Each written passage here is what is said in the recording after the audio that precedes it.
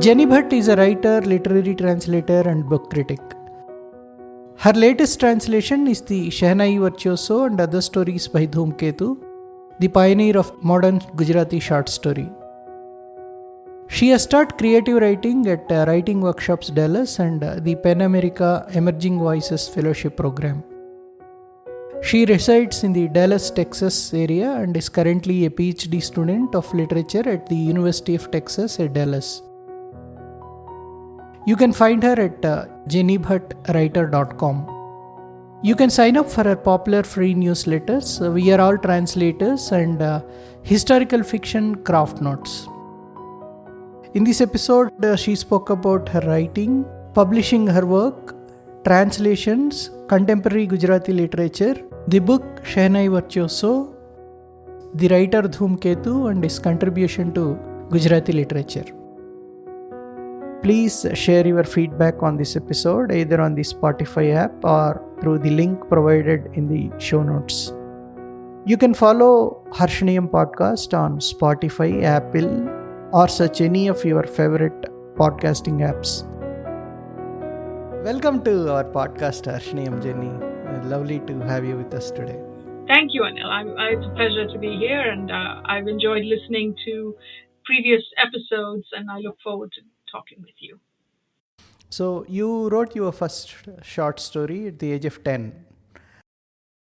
Yeah, so I was in boarding school at the time, and, we were reading all the usual. It was an English boarding school. We were reading all the usual stuff, and my English literature teacher, she found out about this children's short story competition. It was in Femina India, and Femina India then was a much different magazine than it is now. It was not a fashion magazine, It was truly a feminism and a women's magazine. And so she asked me, she said, I think you should write a short story for this competition. And she helped me with, okay, it's this many words. Here are the 4 topics, pick one. And I picked the only somewhat sci-fi-ish, fantasy-ish topic, which was called, they had given us the prompt. It was called Robots Who Wrote Poetry. And I was just fascinated by this idea of robots writing poetry. And I think, it's hard because I can't exactly recall what I must have been reading at the time, but I have a feeling, because I know what I wrote in the story, that I was influenced at that time by probably H.G. Wells, because I think I'd read some of, his abridged short stories as a child. And I think I'd been fascinated by that. So anyway, so I wrote that, and my teacher sent it off for me, because obviously I had no stamps or anything like that. And at the end of the semester, term, I found out that I had won the competition, and I had won a prize of Rupee 75. Oh, that's great. which at that time, we're talking early 80s. It was a lot of money. Yes. So, to me, that was very formative, because not only did I not know that I could write a short story, but then I won some money for it. That was pretty much, my fate was sealed. I went around telling everybody I was going to be a writer. That was it. So. Then, career-wise, you're an engineer. Yes. Well, so what happens, as you know, in Indian culture, I went around telling everyone I was going to be a writer, and my parents said, no, you're not. That's not going to happen. So, they're like, it's a hobby. It's a great hobby. You can have it as a hobby. But, and as you know, if your grades are good, you're either going to be, at least my generation, the choices we had, this was in the age before Google and before liberalization. So we didn't know much out there. The choices you had was doctor or engineer, right? So that was it. So that's how I got into engineering. I thought in Gujarat people get into finance, chartered accountancy and all that, but I guess I'm wrong. No, you are not incorrect. My dad was a businessman himself, but with us, we're 4 sisters and a brother. The brother is the youngest. So with us 4 sisters, again, my generation, the goal was to get a good education, good enough that you can find a good husband. That was really what the goal. So it was, go get a good education so that you're respectable there was never any intention that I was actually going to become an engineer professionally, or I was actually going to have a job, and which, so. How could you come out of all that and became a full-time writer translator now? It was a long, twisted road. I mean, what I mean by that is, so obviously, I went and studied, and then I left India, and I was working in the UK and then the US. Now, when you are working like that at that time I was still an Indian citizen, so you are hostage to your work permit situation, right? Which means you can't, if your work permit says you are working as an engineer at this particular employer, you can't even switch employers. So it's not like I could have said, oh, I'm going to just switch to writing or whatever. Even once I had paid off my student loan and I had managed to save some money, I was not in a position to give up my job because it would mean leaving the country. And so I worked, for the longest time. I did my writing on the side, if you like. And what I mean by that is, once I moved to the US in '98, and I became aware of writing workshops and communities of writers, what I would do is I would use my vacation time, because I was single at the time, so I would use my vacation time or my weekends to go and take writing workshops, so that I could continue working, because that dream never went away of, wanting to do it. And along the way, I did get the odd publication here and there, maybe a short story, maybe an essay, and that was it. But, as I often say, that you can't really be a slave to two masters. You can't do a full-time job and be a full-time writer. Even being a part-time writer is hard, because you come home at the end of the day or the weekend and you have other things to do at home, or you just want to just collapse and relax, So, I mean, I reached a point after the age of 40 when I thought, it was really my mother's passing away that became an impetus, because before she passed away, she and I had been discussing a potential translation project of one of her favorite Gujarati writers. So she had 2 or 3 favorite Gujarati writers that she read often and shared stories with us. And she really, of all my siblings, I am the only one who learned to read and write in Gujarati, because we all went to English schools.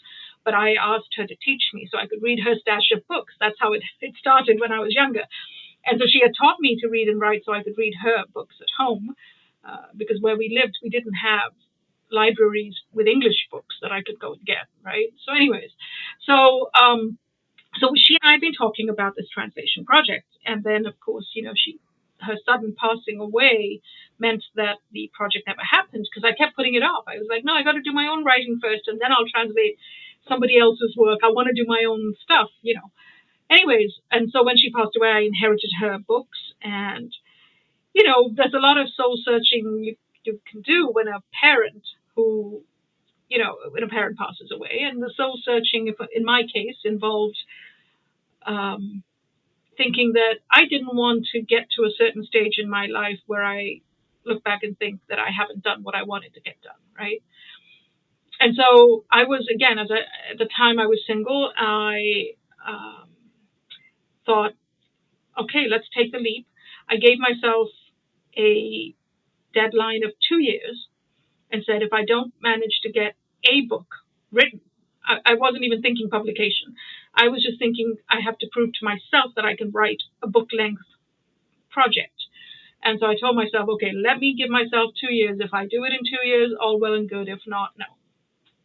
But in order to do so, because I had given up my job, I couldn't continue to live in the US because, rent and everything else, the expenses are, you can't. So I moved back in 2014 to Ahmedabad, where my father still lives, and my brother. And I decided to stay for a couple years to do the one book, my book. Well, that turned into, because I inherited my mother's library, a small personal library of all her books. And so that 2 years turned into like 6 years. And I ended up doing 2 books.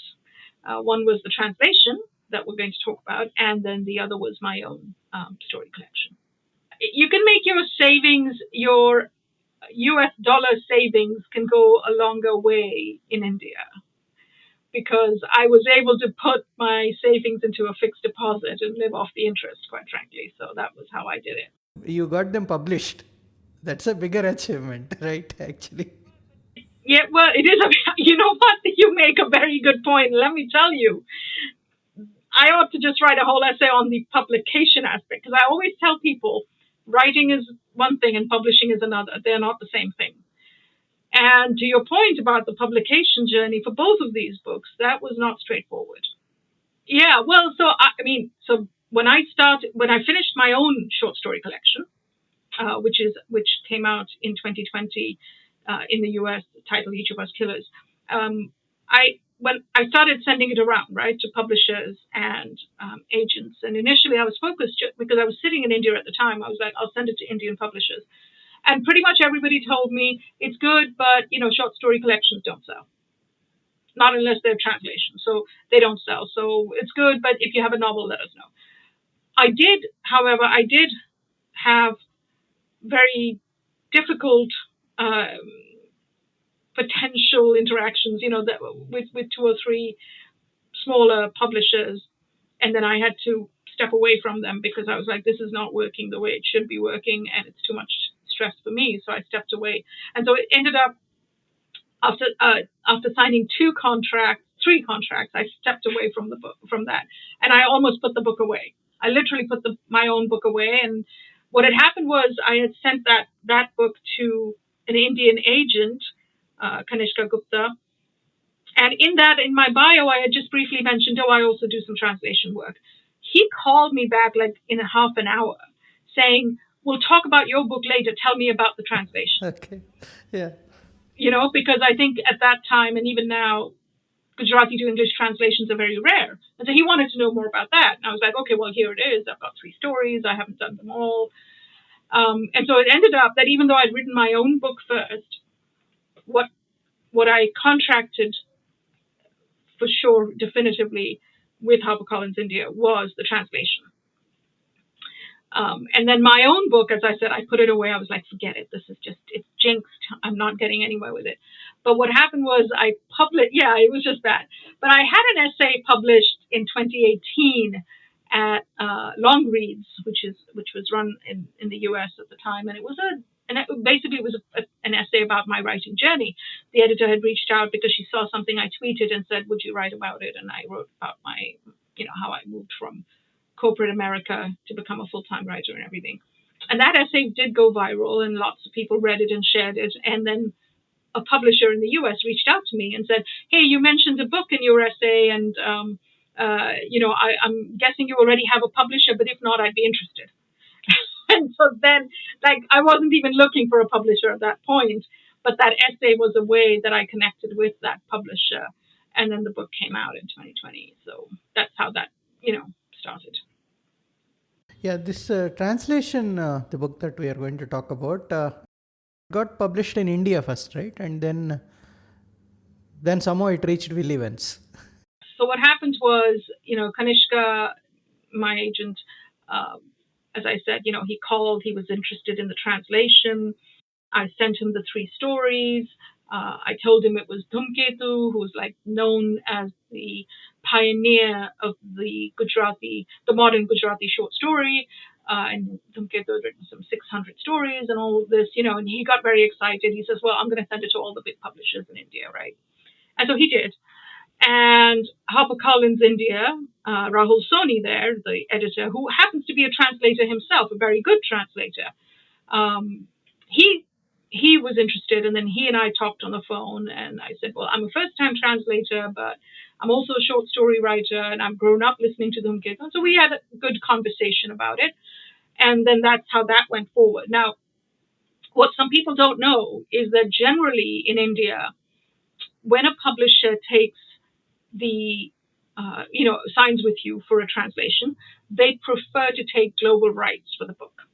And the reason they do that is so that they can then sell the book to other regions, right? That's how quite frankly, that's how they recoup their money, because translations, even in India, people may think they sell very well, but they don't sell that well, even in India. And so a publisher takes global rights so that they can then sell it to other parts of the world, hopefully to get it published in other parts of the world, and that's how they make some of their money. And so I understand the economics of that. So I had given HarperCollins the global rights for Dhumketu. And when I left India to come back to the US, and I moved to the Dallas area, and Will Evans is such a force in publishing and in translation. I mean, he's known globally, and he's right here in Dallas. And so I reached out to Rahul and I just mentioned it. I said, I'm in Dallas. There's Will Evans right here. He publishes translations, but guess what? They've never published any South Asian literature before. So here's an opportunity, and I just passed on Will Evans's number and details, and from there, Will Evans and Rahul Soni, the two talked. I think they made some kind of deal. They went through a bunch of other translations as well, because Will Evans published a couple more after that, I think, South Asian. But I think my work, my translation, was the first South Asian translation that was published at Deep Vellum. It was the first Gujarati to English translation ever to be published in the US. So of course, it's the first ever of Dhumketu himself. So, there's a lot of firsts with the book, and it's my first ever translation. But yeah, that's how the whole Will Evans connection happened. Please tell us about Shehnai Bhatt, the reader. Oh, the reader, yeah. Well, as we were talking just before the podcast started, I do have a collection of books, and I, growing up in India, my reading was primarily what happened at the boarding school, because we did have a small library there. At home, I didn't have as much access to English books because I was studying in English. I read in English, but I had access to my mother's Gujarati literature. And she had her own books, and she would get the periodicals, the journals at the time. And so I had to pester her to teach me to read Gujarati, right, so that I could read. And of course, I mean, as you know, because some of the scripts are similar, if you can read and write in Hindi and Marathi, then Gujarati is not that hard, and especially if you speak the language. And obviously, because I was in the state of Maharashtra, I grew up in Bombay, and I went to boarding school in Bombay. We studied both Hindi and Marathi, the state language, right? So I was already multilingual in that sense. Bombay, very multilingual. And then at home, I have the Gujarati. So I was reading all of those texts and whatever I could lay my hands on as a reader. Now, as I grew older and had access to books, especially once I left India and I had access to books in the UK and the US, obviously my reading expanded. But I've always been drawn to historical fiction. I just, as a reader, always been drawn to it. Always been drawn to magical realism, because, as you know, a lot of the folk tales and folk stories in India, magical realism is just for centuries, right? And it's like, I remember, my mother would tell us a story, and suddenly there would be a ghost as one of the characters, and the ghost would come, do something, and go away. And I'd be like, wait, you got a ghost in the story. What happened there? And she'd be like, what's so funny about, what's so strange about that? That's just the way it is. That's part of life, I mean, she would always say that, she believed that ghosts even existed in the real world, right, for her. And she would believe that when someone dies, if they have unfinished business, they don't leave. They're here. They want to get that business finished. And so anyways, so we've grown up with all of that. So for me, historical fiction and magical realism together have always been a big draw. So definitely, the Latin American writers, when we look in the global stage, Marquez and Borges, definitely, because I feel like there's an affinity, a similarity with South Asian literature, right? Because they write these big sprawling sagas and long digressive narratives and stories with magical realism all just included. So definitely, yeah, that has been my sweet spot with reading as a reader.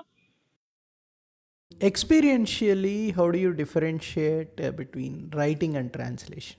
Very obvious distinction for me of the language, right? Because I write in English, and although I'm translating into English, I'm obviously encountering the source text in the original language first, right?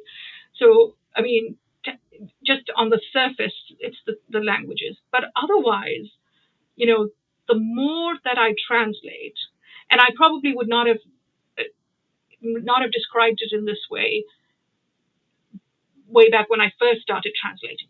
But now, having doing it for a number of years now, to me, translation is also a form of creative writing.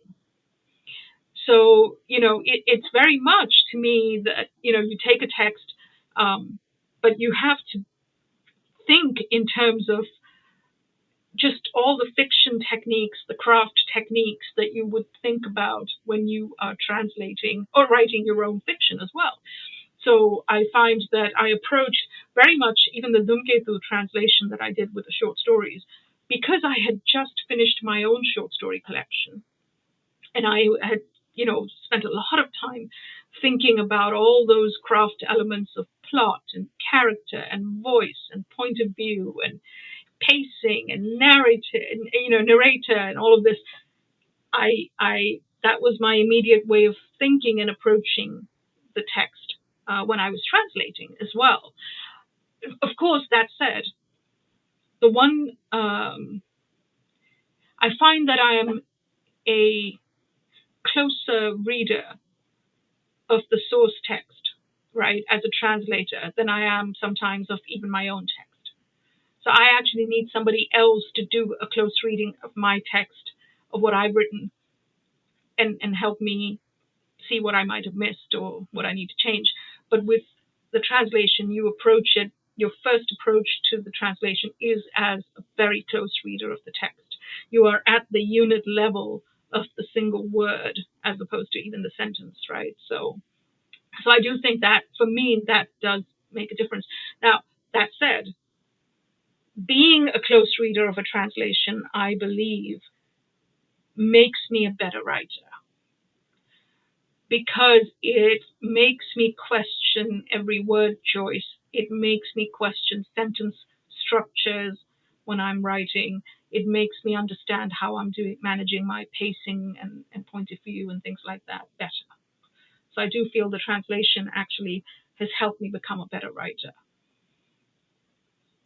Now, on the flip side, don't you feel being a writer, translation, don't you feel a bit constrained? No, no. It's fascinating you say that, because so I just started let me share an example of why I don't think of it as constraint. I started a PhD at the university here just this August. Okay. And my focus is on translation. And so this semester we've been taking a translation workshop. And one of the very first set of exercises that our professor, who is a very well-known translator himself, Professor Sean Cotter, who was also published by Deep Vellum. Solenoid. Yeah, Solenoid, yeah. And so because Will Evans must have mentioned that to you, right? Because that's one of his big books of, well, yeah, it's huge. And it's a very tricky book to translate. It was, Professor Cotter says it was his pandemic project. Right? So anyway, so what Professor Cotter made us do, one of the first set of exercises, was what the French call it the Oulipo technique, where they write within a certain constraint. We're not even talking translation right now. We're talking about the Oulipo method as a way of writing within a constraint. And the reason you do that is because when you are writing within specific constraints, you have to find other ways to be creative. You have to look for other creative possibilities. And so actually, writing in the Oulipo method can make you creative in other ways because you're forced to find other things. One very good example is Raymond Queneau, a French writer who wrote this book called Exercises in Style, where he wrote just the very same piece of flash fiction, if you like, a short story. And he wrote it like in more than 100 different ways. So the restriction for him was you have to just tell this story, this one story, but you have to find as many ways of telling it as you can. And so he did this. Raymond Queneau, it's a classic book. And I recommend that book for any translator, any writer, really. Now, so what I'm coming back to your question about, is translation a constraint? No, because I find that when you are translating, yes, you are restricted to this original text, right? You're not going to suddenly make a whole different story out of it. And you are restricted to certain facts and details that the original writer has. But to bring it into another language, because there isn't a direct equivalent for everything, right? That alone is a certain kind of creativity on the page. And you have to, it's a different kind of creativity than you have as a writer who has a blank page and creates from scratch. That's a different kind of creativity. But to take somebody else's work, bring it into another language, also requires creativity, because you're not just translating from language A to language B. You're not just interposing words. You have to create the whole mood and the whole. You have to understand the author's intention. You have to understand the sociology of that work. So there's the cultural nuances. So I find that it's a different kind of creativity. Yes. And you teach creative writing too. What is the mode of teaching? Well, so when I just stopped teaching in August. That was my last workshop. But I was teaching because I started teaching in the pandemic, and so it started online because we had no other way to do that. So it started online, but I have taught in-person workshops as well, and so it was a blend. The mode of teaching was primarily both online as well as the in-person workshops. And my focus was on fiction. So I taught, and again, within that, I focused more and more. I started out teaching fiction, general fiction, but then I started focusing more and more on historical fiction and magical realism, because those are those are areas that I have been spending so much of my time reading and working on. So I just felt like that's where I wanted to focus. And so I stopped teaching those, though, because I'm full-time in the PhD program now. And so I stopped teaching them in August before I started the PhD program. But as part of the PhD program, I now teach first-year undergrads writing. So, I haven't stopped teaching. It's different. It's rhetoric. I'm teaching them rhetoric. And so that we're writing nonfiction. But it's still writing. You still have to have a level of creativity. So what's your thesis going to be on? Oh, haven't finalized that yet because I'm in the first semester. Haven't finalized, but it's going to be something related to either historical fiction or Gujarati literature, one of the two. You have a wonderful website, lot of resources for writers and translators. You also run weekly newsletters. They are on a bit of a hiatus right now because with this being my first semester, I want to focus my attention on just getting my PhD off the ground. But I'm going to go back to those. So one of the newsletters is called We Are All Translators, and that focuses naturally on translation. And it's where I share thoughts on the craft of translation, the art of translation. So I go into topics like Lawrence Venuti's foreignization versus domestication, for example, or topics like the translator's note, the translator's introduction to a text, because I love those. But everybody approaches it. Differently. Forewords and afterwords from translators, they're really nice. I think every translated fiction ought to have them. Absolutely, yeah. But there are different theories. Some people prefer to not do that at the beginning. They'll put it as an afterword. I know, like Daisy Rockwell has done that. Some people don't like to influence the reader in any way, so they prefer not to have that at all. But for the most part, I think translators do that now more so than they did before. So those are the kinds of topics that I get into. And now that I am in my PhD program, once I that back off again, the We Are All Translators newsletter, I'll be adding more stuff based on what I'm also, discussing and working on in my own translation workshops now. So that's one thing. The other newsletter I started just at the beginning of this year, and that's historical fiction craft notes. And that's where because I knew I was going to stop teaching, the historical fiction workshops, but I wanted a way to stay connected with the topic and to continue staying connected with my students who had taken workshops with me. And they'd all said, oh, it would be great if you could do a newsletter so we can continue, and anyways, it gives me a chance to sort out things in my head about historical fiction. So that's the second newsletter. And we talk about, that it's very craft focused. The title itself says Historical Fiction Craft Notes. And so I talk a lot about the craft of historical fiction and research and the ethical responsibilities that we may or may not have when we're doing fiction, historicizing real events. Fictionalizing real events, not historicizing. But yeah, so those are the two newsletters. Talking of historical fiction, there is a novel in Kannada, Tejo Tungabhadra, wonderfully translated by Maitreyi Karnor. She has done a wonderful job. Have you read it? I haven't read the book. It's been on my list, but I'm connected with Maitreyi on Facebook. So I am aware of this novel, and it is historical fiction, as you said. So I'm very interested to look at it at some point soon. She has done a great job. I loved the book, actually. I interviewed the writer too. I interviewed Vasudendra. He was in Hyderabad.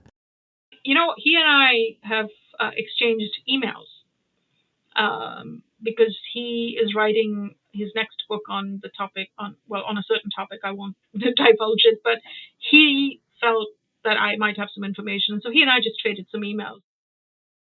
There is this other initiative, Desi Books. Yeah, well, so it sounded, for me, that was a pandemic project because, what happened, I'll tell you a little bit about how it started, what it is, and why it ended. In 2020, I had two books coming out, right? My first two books, my first book of my own fiction and my first translation. At the time, nobody knew that there was going to be a global pandemic, right? And so my plan had been I was going to launch my own book in the US, then go to India, launch my own book there. None of it happened. And I found that there were a lot of other writers like me in the same boat, because what happened was the industry and publishers were all trying to figure out this new, what this new normal, right? Because you didn't have as many book events, you didn't have literary festivals, and people were not able to figure out how to get book reviews done, and all of this was going on. And so it's hard enough when you are,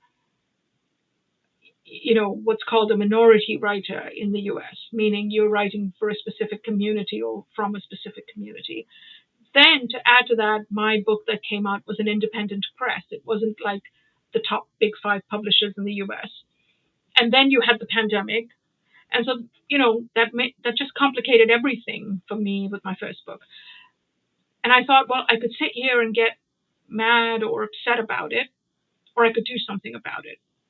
And as I said, I had other friends I found who were in the same boat. And same thing with the translation. It's coming out in India. I wasn't even able to go there and do any events or anything, So I started Desi Books. It was a podcast, much like you have your podcast.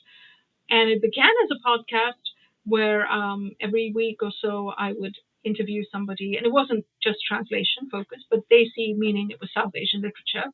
And I did not restrict it to any global region. I said South Asian, meaning you're a South Asian origin, but you could be anywhere in the world. And so I interviewed writers, South Asian writers from Australia and UK and India and everywhere. I was talking to people everywhere.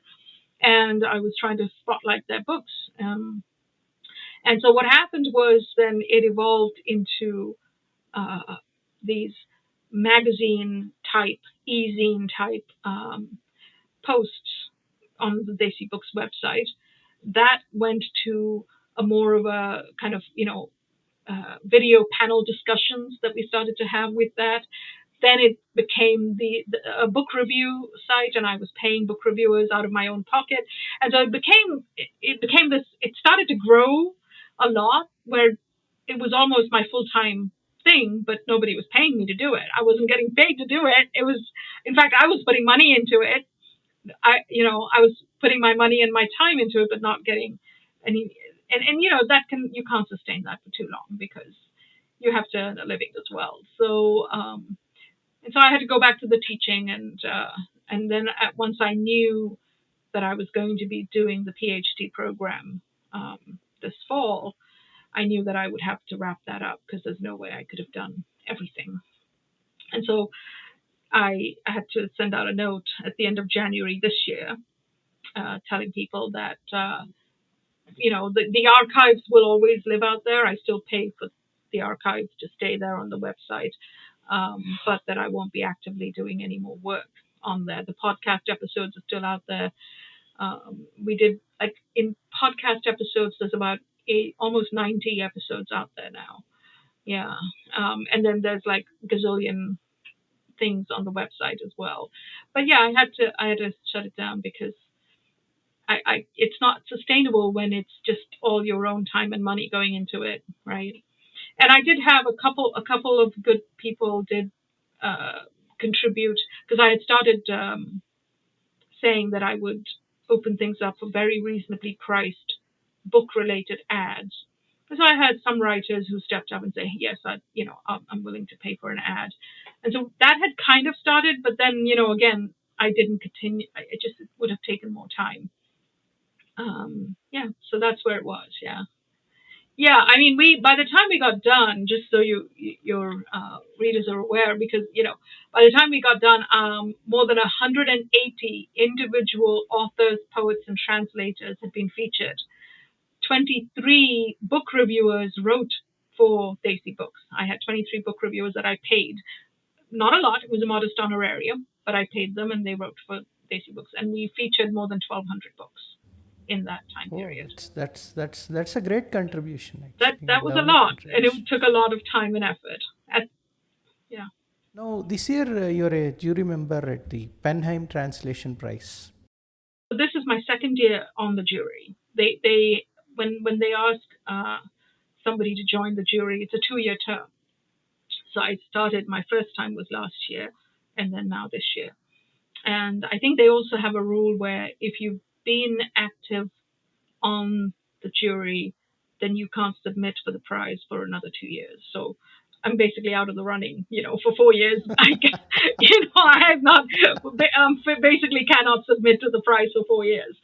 But I thought, that's fine. I thought it would be, when they asked me last year, I thought this would be a good way for me to get to meet other translators, because all the people in the jury are translators. There's a jury chair who is also the chair for 2 years, and his name's Nick Glastonbury. He's also a translator from Turkish into English. And anyway, so yeah, I mean, for me, it was meeting other translators.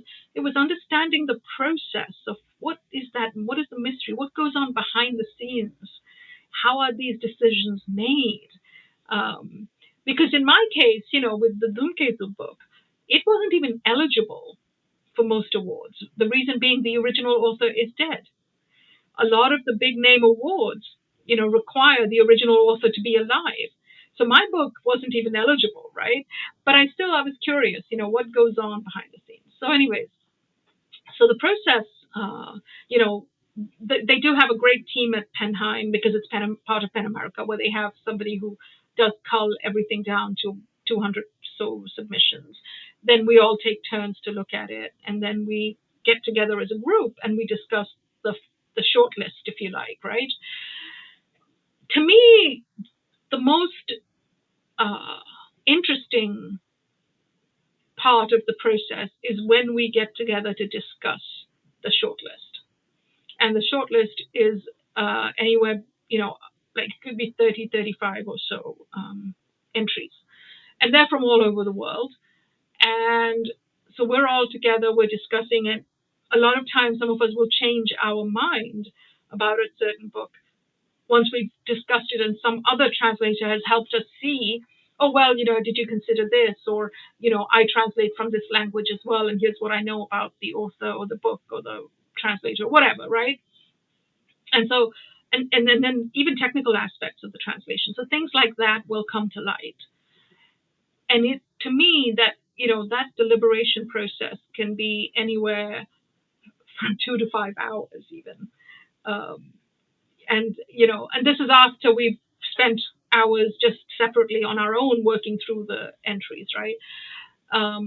But that interactive live dialogue debate process is very educational for me and stimulating, because it's just a whole bunch of translators getting together to talk about translation, right?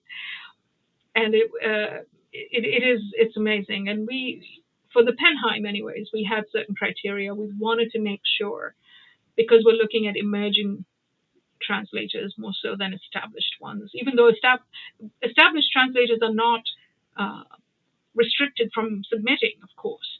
But we do look at, are there people who publishers may not even look at if it wasn't for an award, right?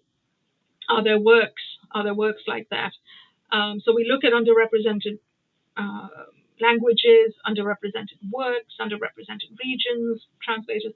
And so just that whole process of going through and understanding even what do we all think underrepresented means. What does that mean? Because there is a global translation pyramid. We know that European languages, translations from European languages into English is the big thing.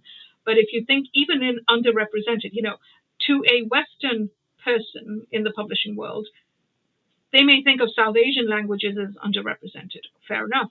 But within South Asia, we have our own translation pyramid. We have certain languages that are at the top. And believe it or not, Gujarati is nowhere in the top 10, right? For example. It's not. It is a greatly spoken language, but when it comes to translation, for various factors, not just any one reason, for various reasons, it is not even in the top 10. So, the top 10 would be your Hindi, Bangla, Urdu, Malayalam, Tamil. So that's been the process for Penheim. Now, the other award that this year I will be judging, which we haven't started the process yet, which is why when you asked, I said, I can't speak much to it just yet.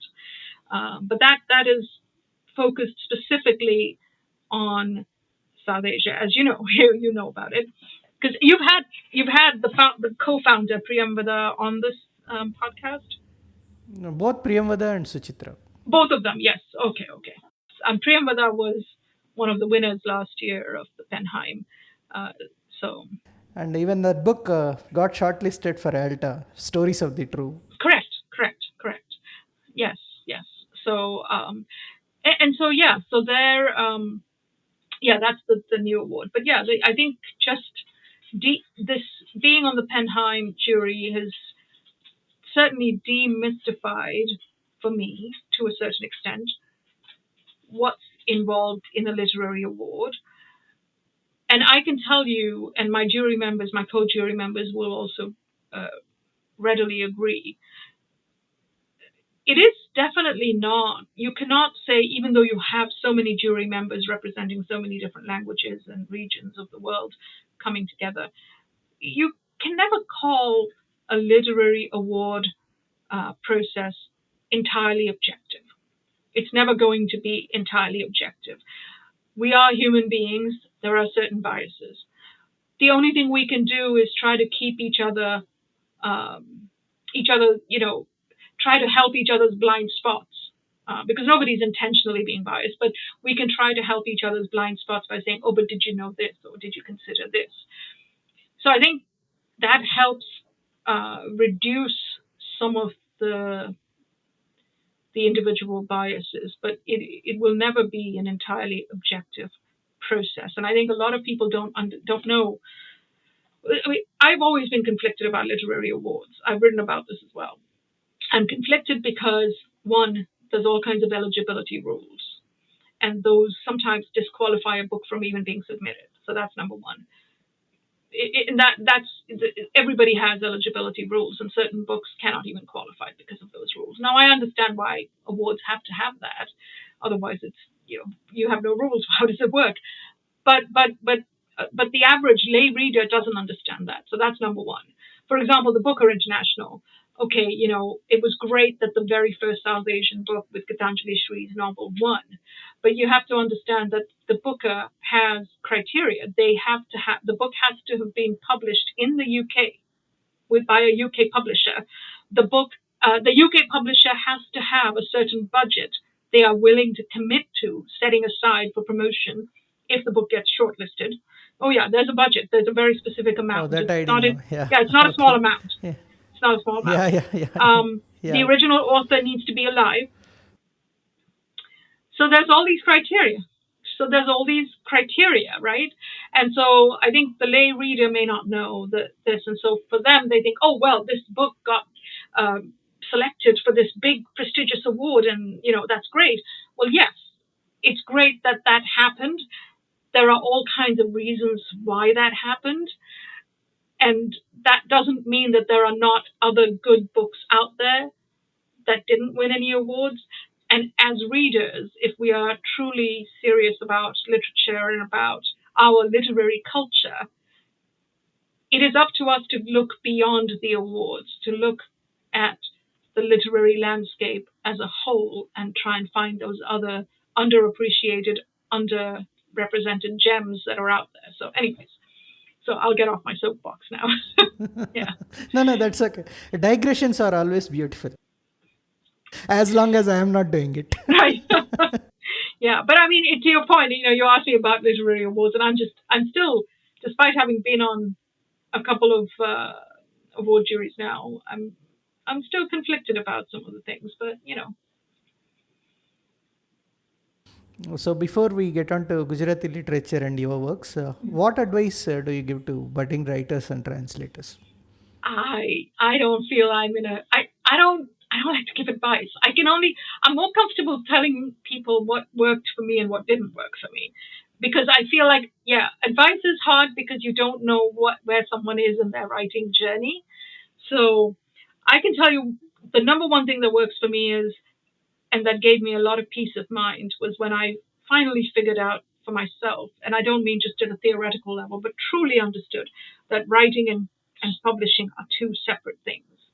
That's the first thing I would say.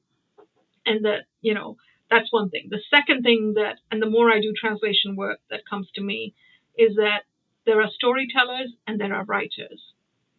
We have a lot of great storytellers in our regional languages, right? I hate to use the word regional, but in our South Asian languages, they have wonderful stories. They may not have the best craft when it comes to writing. And so I want to make sure and I'm not saying one is better than the other. Sometimes a story is so good it will stand by itself as it is, but it behooves us, whether we are being judicious readers or judicious jury members of an award, to understand where a book is on that continuum of storytelling and writing. And then, of course, there are books that do a great job of both, which is why I say it's a continuum. It's not, a binary. It's not that I'm saying you're either a storyteller or a writer. You can be both, and a book can be both things. But it behooves us to understand that better as judicious readers and lovers of literature. So those are some key things. And then I think there's another continuum I talk about, which is the craft and the life experience continuum, right? And I think that the best writers to me are the ones who have a certain life experience and a certain amount of craft, and then they bring that together. And I think there are some folks who just have a lot of great life experiences. They may make great storytellers, but they're not necessarily writers. And then there are certain people who are at the peak of their craft. They can play all kinds of games on the page. But as Zadie Smith has said, you can only play games on the page so far. Eventually, what comes through to the reader is great writer on the page, lovely language and use of words and everything, but what's the substance that I take away from this? So I tell people when I'm teaching, I tell them, you decide where you want to be on these continuums, where you want to be where you want to be in the writing and publishing continuum, because if you're more geared towards publishing, you have to understand what the market wants and work on that. Where you are on the storyteller versus writer continuum, and where you are on the life experience and craft continuum. So to me, those are my three big things. As I said, there's no right answer. You decide where you want to be on those. You have recommended one book for craft of writing already. And are there any other books that you recommend? Oh, I have a ton of books, yeah, for writing craft, even translation craft. So on my website, I have a link that I just, as I find books that I like, I put them in a list. Books that I've appreciated or liked for craft, for writing craft, books that I've appreciated and liked for translation craft. And so I have the whole list. This semester, I've been focusing more on books about translation craft because of the work I'm doing through my PhD. And books that I've particularly enjoyed, these are now Western translators because that's kind of the focus at UTD. There's a translator named Rosemary Waldrop who's written a book called Lavish Absence about it's this hybrid memoir and translation craft book. She translated this poet, Edward Jabez, Egyptian, who wrote in French, and she has written about that whole process of translating Edward Jabez, and she goes down to the unit level of the word and explaining how some of the choices she has made. So that's definitely one book for translation craft. Another one I've been reading is Essays 2 by Lydia Davis. And again, Lydia Davis is a famous translator of French into English, with Proust and Madame Bovary and all of these works. Very, very specific about translation craft. Like she will spend pages and pages talking about one sentence, how she translated that sentence and some of the choices. So yeah, those in terms of craft, there are some amazing books. Rita Kothari, who teaches at Ashoka University and translates from Gujarati into English, had a memoir out, I believe it was late last year. And I have that, and I've been reading that. It's called Uneasy Translations. And she talks not just about her journey, into the field, into translation, but also as an academic, because she teaches translation, how to do translation. So she's a translator, she's an academic, she's a scholar. She's written a lot about Gujarati literature and now about Sindhi literature. That's her. She's originally Sindhi, so she's writing about Sindhi literature as well. And so yeah, that's another great. It's not a craft book per se, but it's about the translating life, if you like, the life of a translator, scholar, academic. And there's a lot to learn just from that. Now, your views about contemporary Gujarati literature. Yeah, so, there's a lot of controversial views about contemporary Gujarati literature.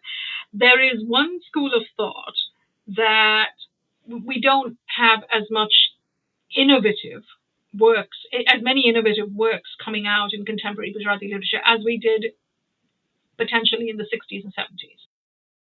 Arguably the last innovative writer we had was Suresh Joshi in the 60s and 70s. And then after that, it's not that they've stopped writing. We still have Gujarati literature, but it's not read as widely or certainly not translated into other languages. You see a lot of, with Gujarati books, what you see is a lot of works being translated from other languages into Gujarati, right? But we don't see from Gujarati into other languages.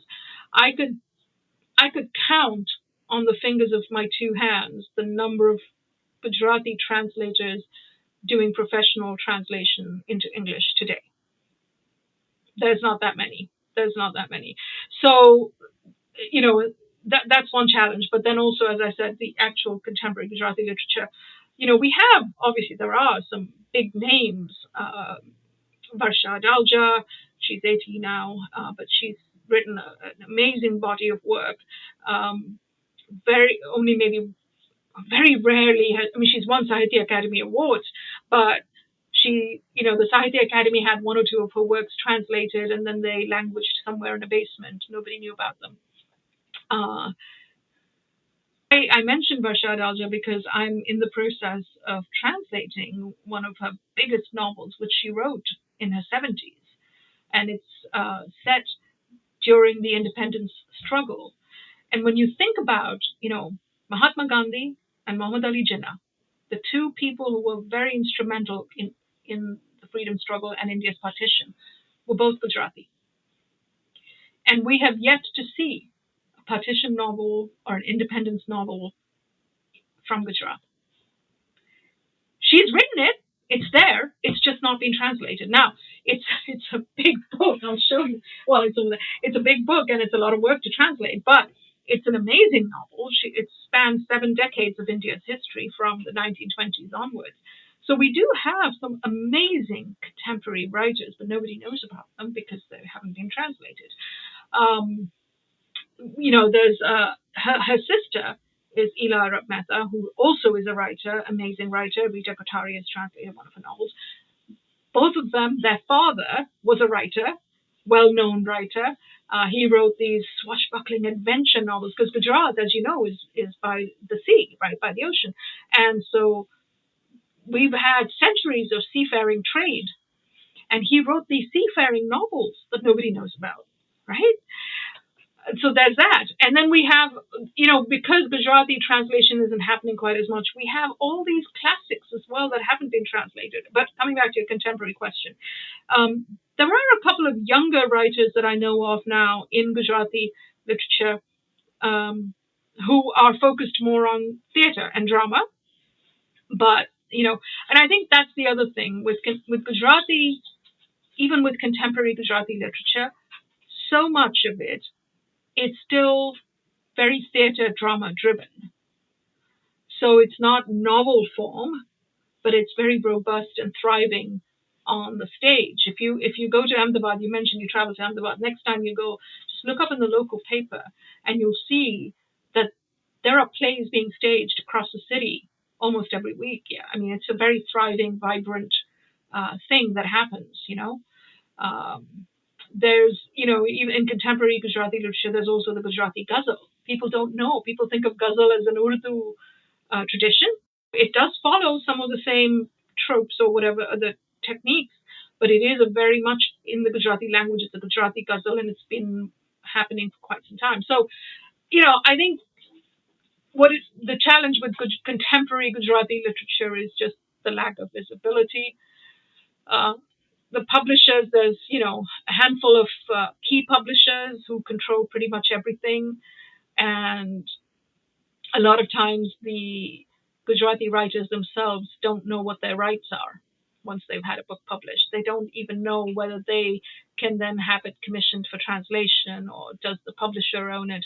I had one Gujarati publisher, when I approached them about a contemporary Gujarati novel for translation, because I didn't know the author. So I approached them to say, can you connect me with the author? And they wanted 10,000 rupees just to connect me to the author.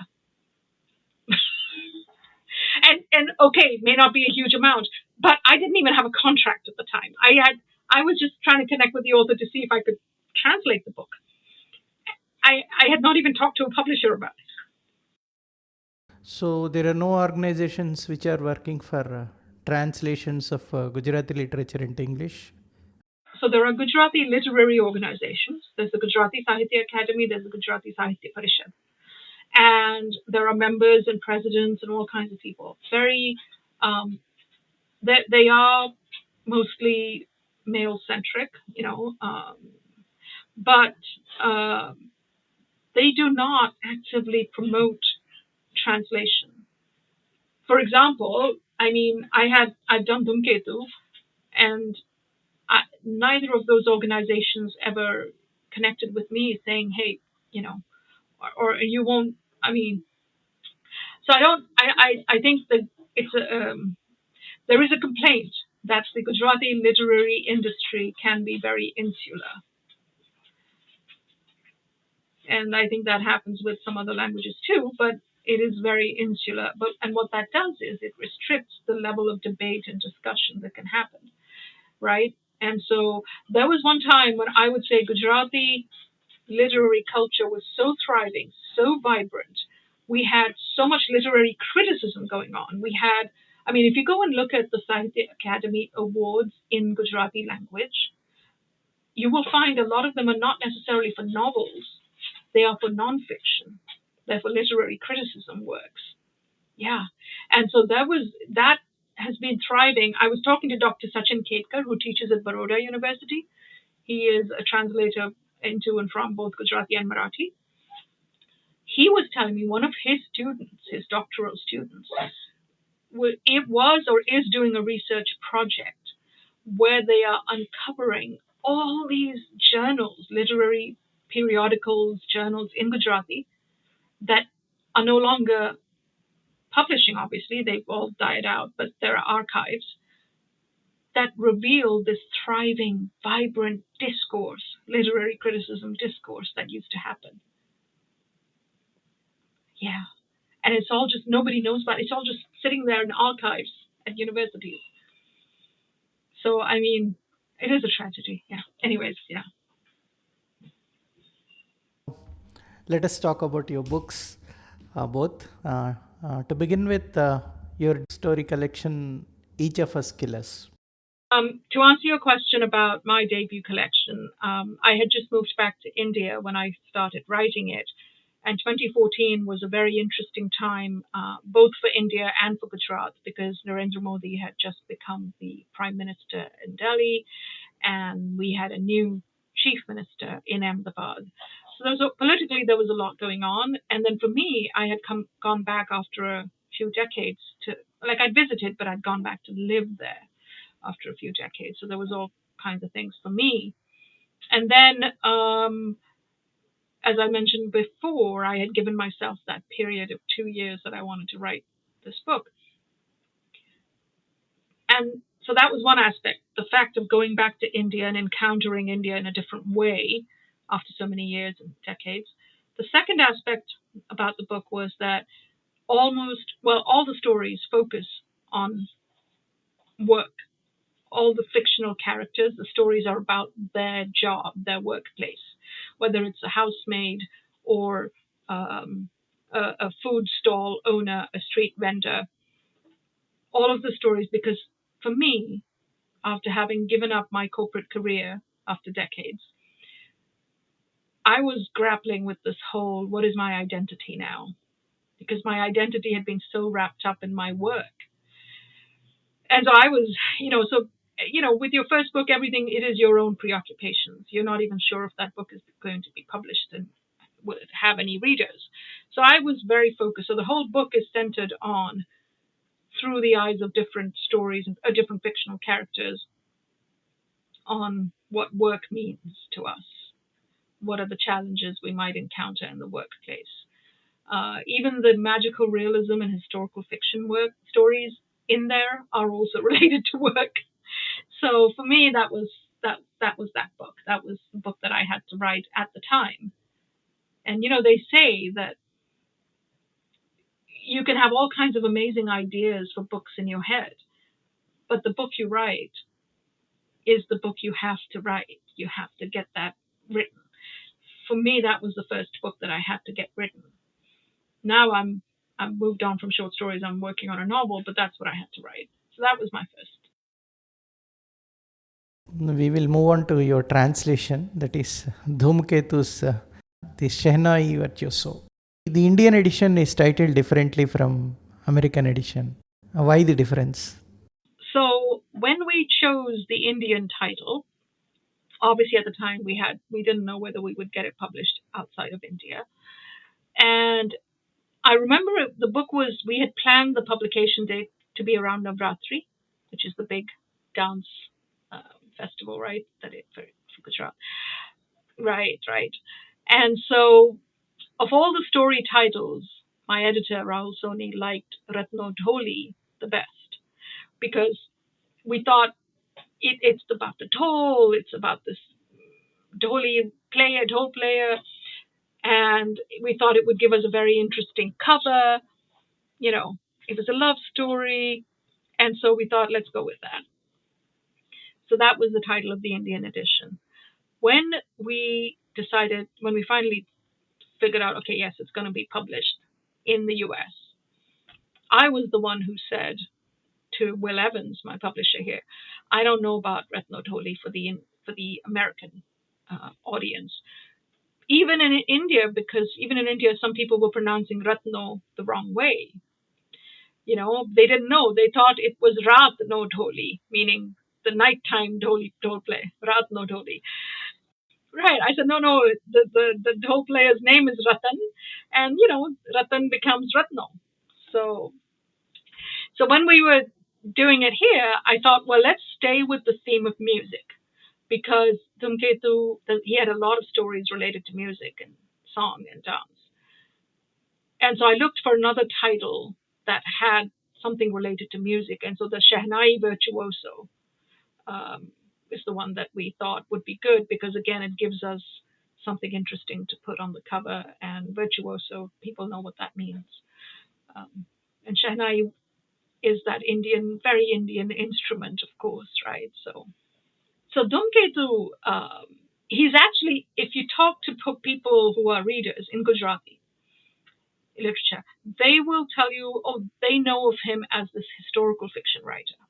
And he did. He wrote 26 historical fiction novels. Yeah, 26. He covered both the Gupta Yug and the Chalukya Yug. The Gupta Yug is, your the Ashoka, Maurya, all those, the ancient kings. And then the Chalukya Yug is particular Solanki kings specific to Gujarat, right before the Muslims came and took over, right before all the Muslims took over. So he's written 26 novels, and very thoroughly researched. He's very good on historical fiction. So naturally, that was something I was drawn to. But when I started to translate him, I felt, again, I mentioned, my mother and I had been talking about translating his short stories, because she loved his short stories. She was not a historical fiction person as much. She loved the short stories. So so I thought, okay, to honor her in her memory. And also, when I started translating Dhumketu, there was no idea in my head that I was going to, honestly, I had no idea I was doing it. I was going to get it published. I started translating individual stories, and I would share them on WhatsApp with my family. And these would be stories we would remember from what she had told us. And I would say, I just translated this because my nieces and nephews obviously can't read Gujarati, and nor can my sisters. And so I would just share, I translated a bit more today here. And so that's how it started, the short stories. Then when the agent said, I'm interested in the short stories, can you send me something? That's when I seriously started looking. And then that's when I realized he has written, at least the ones that we know of, published more than 600 short stories across 20-something volumes. There's a whole Dhumketu Granthavali of his short stories. And that's when I realized, my mom had never told me this. She never said, he is the pioneer of the modern Gujarati short story, because she was not like a literary person. She would not have known to say that. All she said was, he's the best short story writer in Gujarati literature. And you take that with a pinch of salt, because it's your mother, and you think, it's just exaggeration. But then you realize, oh my God, no, he did amazing, innovative things with the short story form in Gujarati literature at the time. He was himself, he read in English, he translated from Bangla and from English into Gujarati. He was very much about studying the craft of the short story. He wrote an introduction to his first short story collection, talking about the importance of the craft and why people have misconceptions about what a short story is and what it can do and what it can't do. And he gets deep into the craft of it. So I'm reading him all of this after I've done my own short story collection, and I'm thinking, I have to translate his short stories. And so I tell Rahul, the editor, I'll come up with a best of, we'll do a selection. Now, I didn't realize, I would not advise this to any beginner translator, by the way, because I had to read all 600 stories to pick what I thought would be, and how do you define best? What is best? My best is not the same as your best. So what I decided was I would pick one story from each of his collections that is representative of that collection, that I feel is representative of that collection, and also charts his evolution as a short story writer. That was my goal. And that is what I did. So I didn't translate potentially, what I did not initially translate The Post Office, the story that is most well known, that he himself has also translated into English somewhere. I don't have that version. But so, I didn't translate it, but then Rahul, the editor, said, hey, that's the most well known. We can't not have it in there. You have to put it in there. And so that was the last one I translated. But I translated one from each volume. Even though in one case, for example, one of the other editors at Harper kind of pushed back, saying, hey, this story and this story, the stories sound very similar in the sense that they're about the same theme, about justice or miscarriage of justice. And we should just have one, pick something else, please. And I said, no, this is about tracing his evolution as a writer. And I made a whole case to her. I said, look, in this earlier story about the miscarriage of justice, he's talking about taking revenge. His character is all about taking revenge. In the later story, when he is also an older writer, a more experienced human being and writer, the miscarriage of justice turns into more of an acceptance and instead of retribution. And I said, that's important.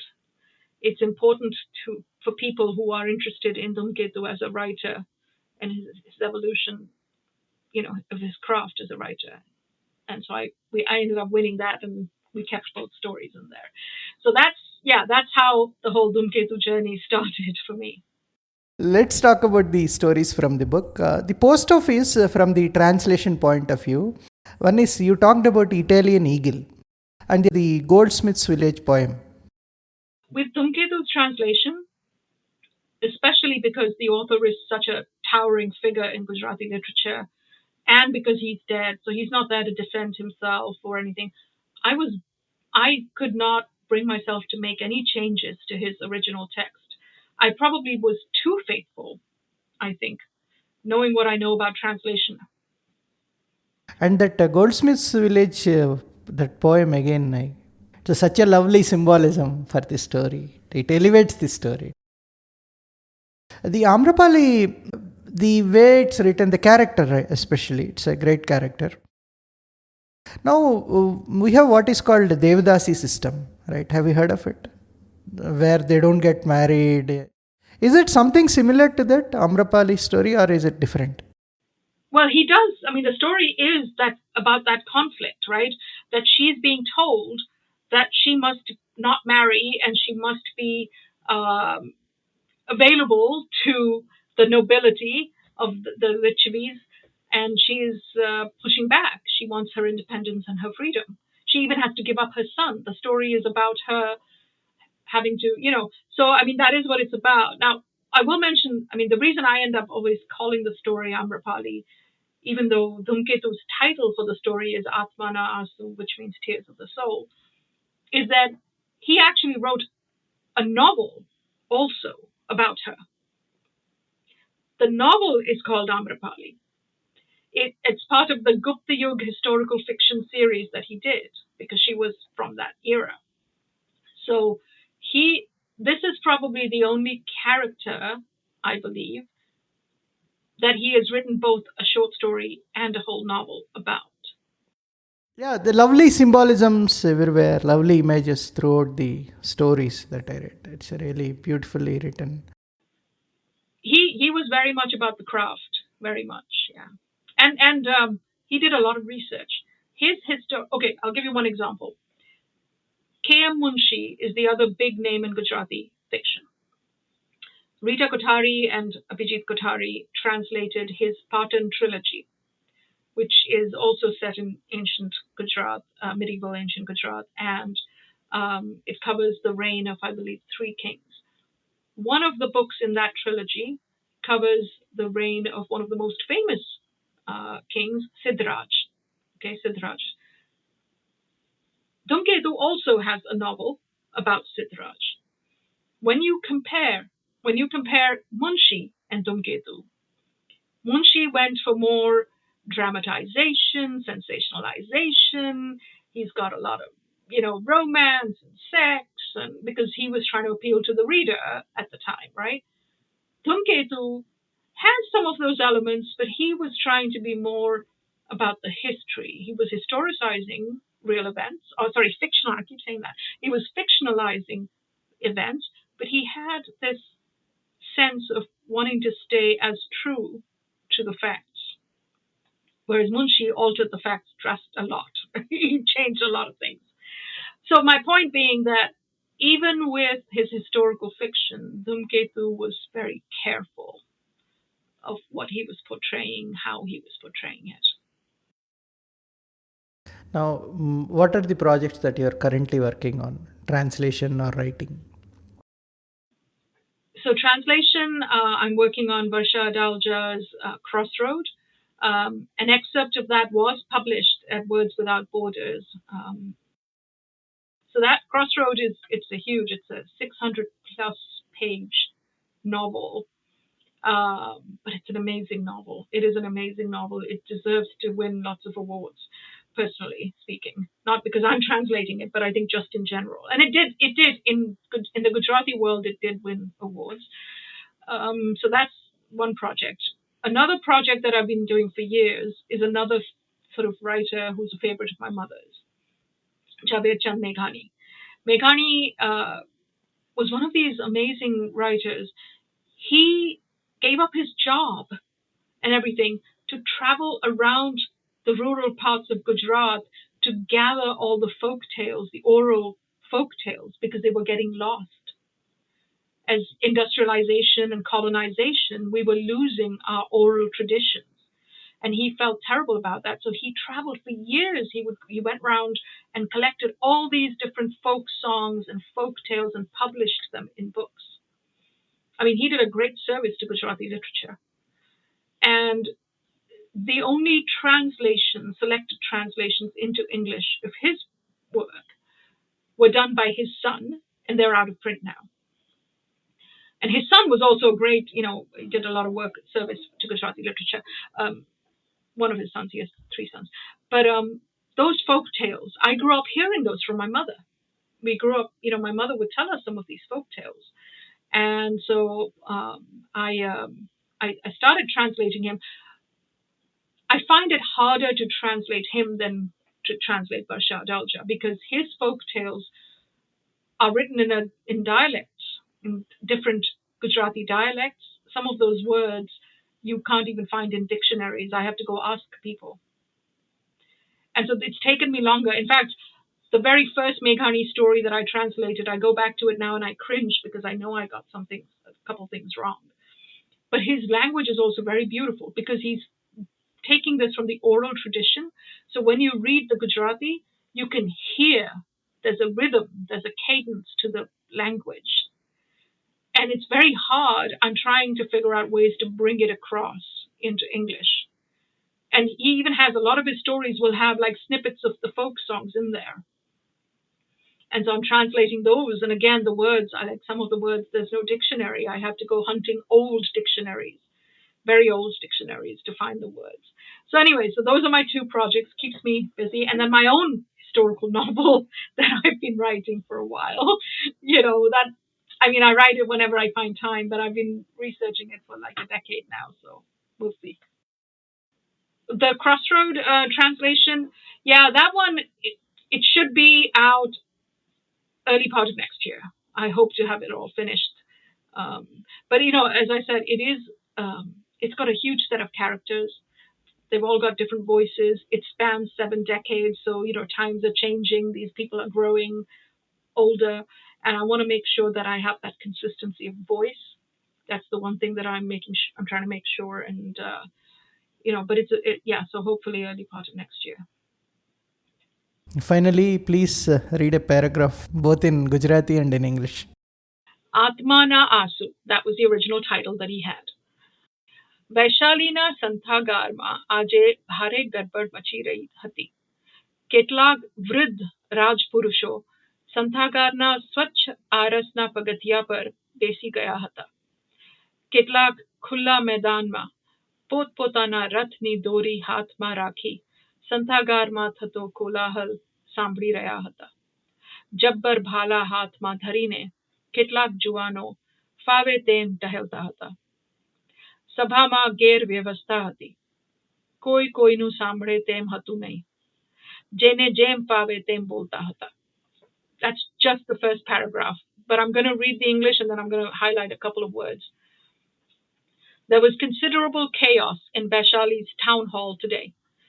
Many elderly statesmen had sat themselves on the clean marble steps of the town hall.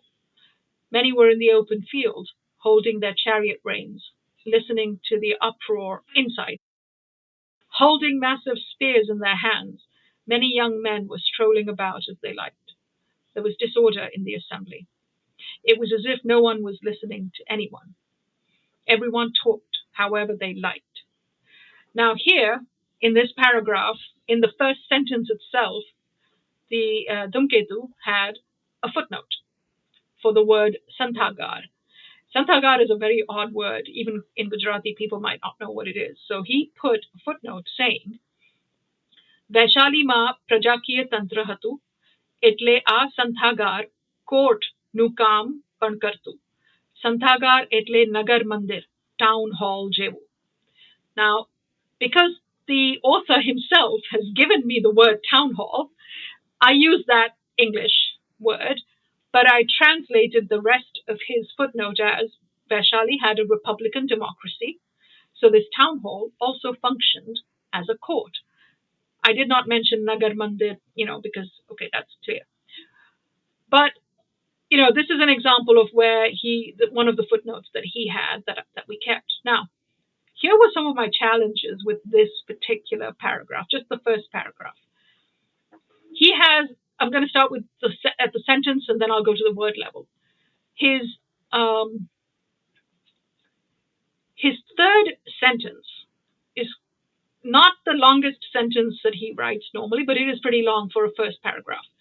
કેટલાક ખુલ્લા મેદાનમાં પોતપોતાના રથની દોરી હાથમાં રાખી સંથાગારમાં થતો કોલાહલ સાંભળી રહ્યા હતા.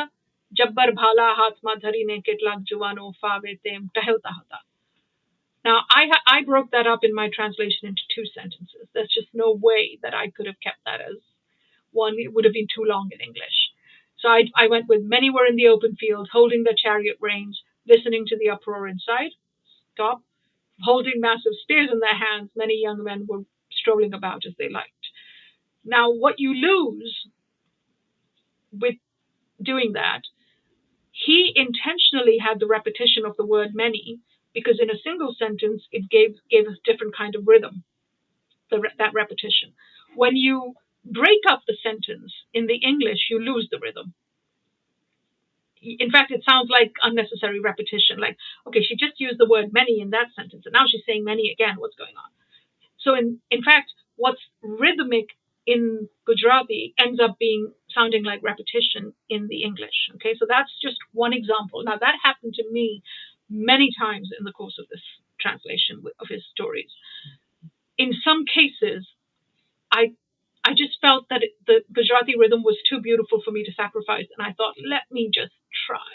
I was a young, emerging, new translator. What did I know? I thought, let me just try and keep his sentence structure and see if I can keep the rhythm. Some of them worked, some of them didn't. My editor at HarperCollins had me change some. One reviewer chose to pick one sentence out of context and out of context. They totally, even when you read the review now, you see that they took it out of context and they said, oh, this sentence is badly translated, without seeing potentially what might have gone on there. Translators don't just sit there saying, oh, I'm just going to just translate this and be done. We agonize over every sentence. There must have been a reason why I did what I did. If it didn't work, it didn't work. But you need to, as a critic, understand what might have been the reasons why this was translated this way. So anyways, that I'm giving that example as to try to say, okay, look, there was this rhythm in the Gujarati. Sometimes you can bring it over, sometimes you can't. Here's another example. He was very particular, as you saw, about the use of words. In his Gujarati, he uses the word santagar. He then explains, he gives you like 3 variations of the word. He says it's like a court, it's a nagar mandir, it's a town hall. But the choice, he made a choice to use an obscure word like santagar, right? Very similarly, so knowing that about him, knowing that he was very particular about, using, if he's writing historical fiction set in ancient times, he will try to use the Prakrit or the Sanskrit word, as opposed to the Persianate or the Arabic that came after the Muslim rulers came to Gujarat. Okay. That said, even like words like, so knowing that about him, I'm just saying, knowing that about him, I was also trying to be particular about when I would bring certain words into his fiction, into English, I was paying attention to the etymology. There is a word here that I am still not happy with because I never found a good equivalent, and that is open field. He used Khula Maidan. Now, Khula Maidan, first of all, that actually was a deviation for him because Khula Maidan, both those words have Persianate origin. In Amrapali's time, they would not have called that open field in front of the official assembly. They would not have called it Khula Maidan, right? They would have used something like, how you say Ran Kshetra, battlefield, Ran Kshetra. They would have called it some kind of Kshetra, some kind of Sthan, right? Some kind of Sthan or Sthal. It would be something Sthal or something Sthan or something Kshetra. And he went with Khula Maidan, that's his choice. In the English, I was trying to find something that would work as an official gathering spot for people in front of the assembly, for the common people. I thought of arena, and I thought, because that's what you have, like in the old Roman Colosseums and the gladiator rings, you have the arena. And I thought, but that doesn't sound, formal enough. I ended up, I gave up. I went with open field, and I hate that term because it is so not what it is. Open field is not what that thing is. But so you see how it took me, it can take hours to just try to figure out. And I don't have the luxury of going and asking the author, hey, you said Khula Maidan, I think you meant this, can I go ahead and use that word? I had to either imagine or go and do all the homework, which, I was doing ethnography homework, I was doing sociology homework, I was being a historian, trying to find out things about the terms. So my point being simply, I'm just taking one paragraph and showing how much work it can be to translate one paragraph like that with a writer like Dhumketu. Wonderful, wonderful. Thank you. Thank you for your time, Jenny. Thank you very much. Thank you. Well, thank you for having me. Thank you for this opportunity to talk about translation, which I love so.